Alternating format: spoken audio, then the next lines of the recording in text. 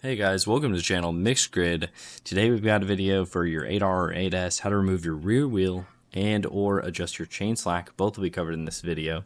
And all I've done so far is just jack the bike up there on the stand, and we'll let the video continue from here. Enjoy. Your main axle nut on this side, it is a 32 millimeter, big guy. And the torque specs are available in the manual, and I'll provide them in the description. And then we just need to loosen it actually. If we were just doing chain tension. And then we either, to tighten, we would loosen, you crack this 12 mil, the bigger one. Is it 12 mil? You would crack it loose, and then you adjust your smaller, which is a 10 mil, to either push back on the rear tire or push forward. Well, move it forward, then you need to kind of move it by hand, slide it forward.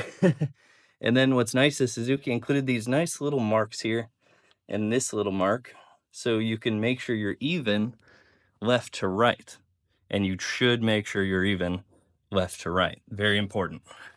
So that's how you adjust chain tension. And what you're looking for, it's in the manual. It is 0.8 to 1.2 inches of gap. And the way you measure this is by lifting the chain up in the middle with your finger, setting a ruler to start there on, say, the top of the chain, and then you push down with your finger on the chain at the same spot and make the measurement again at the middle there.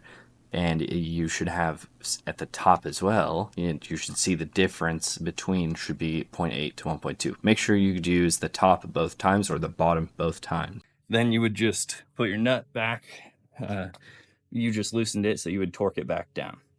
If you're doing a tire removal like I am, we're just going to take these out. Remember which side is which, kind of important. So however you need to set it down, but what's easy on a GSX8R, 8S, the line, there's not one on the backside.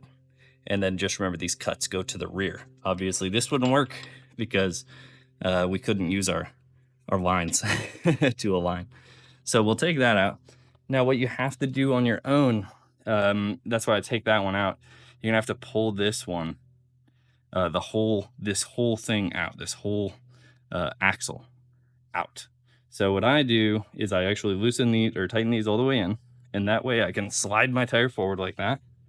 I can pop my chain off, and now since the chain's off, I can usually slide back a little here, and then I'll be able to lift a hair and slide this pin out.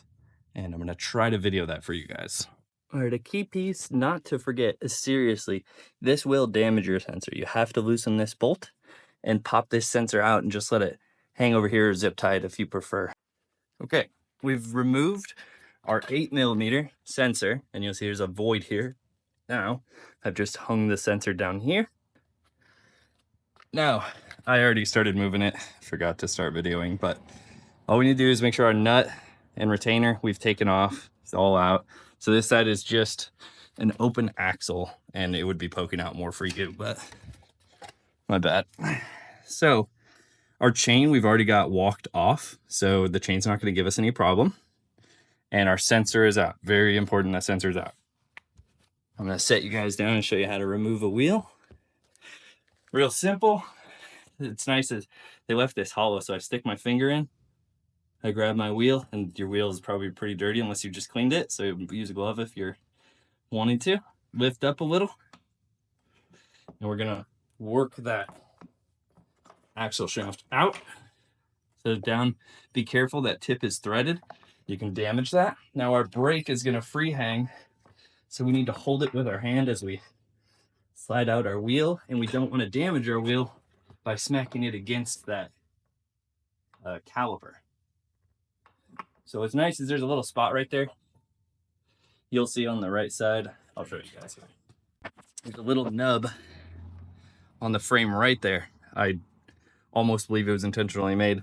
It is intentionally made because that slides in it to hold the hold this from rotating.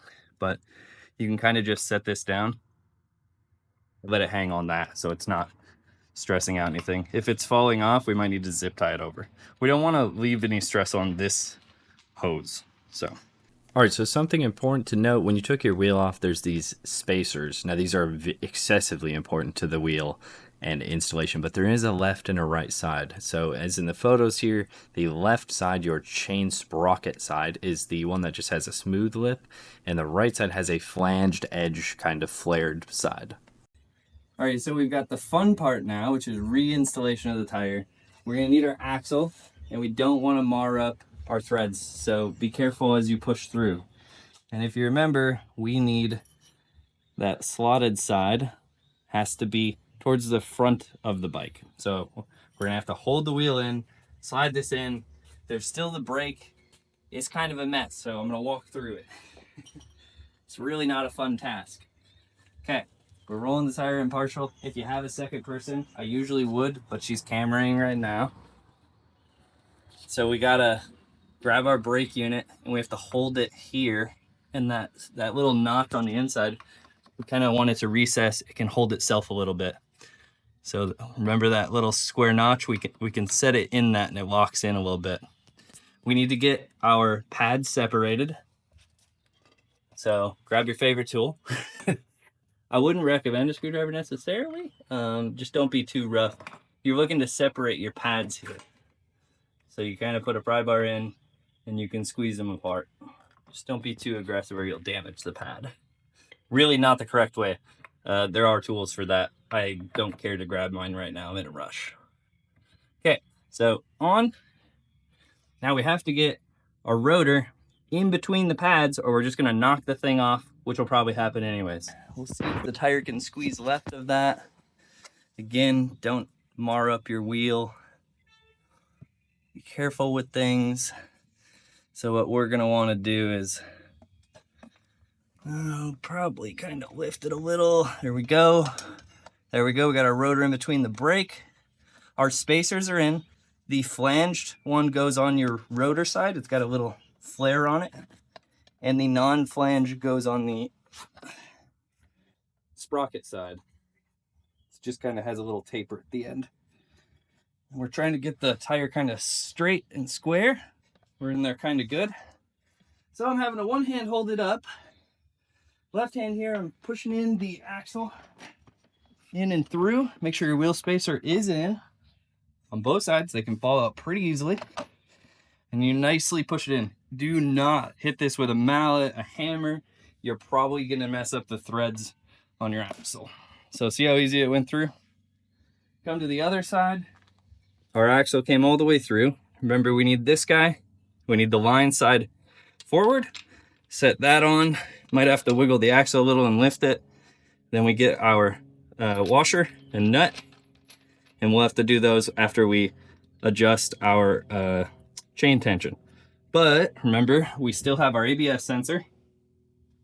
So we need to reinstall that guy right here in that hole.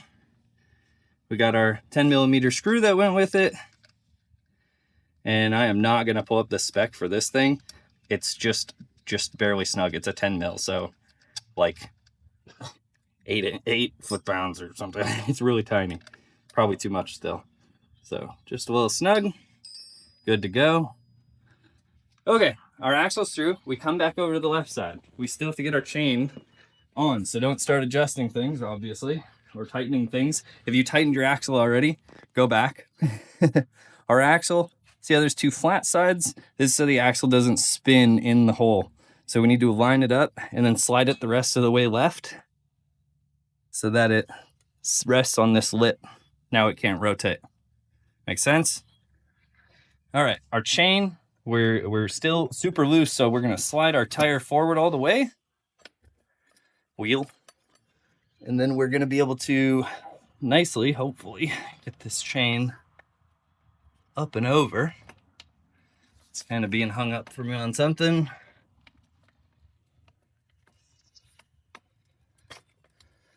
Get that onto our sprocket. Never put your fingers in there, especially when the bike is on at all. Never put your fingers in there when it's running.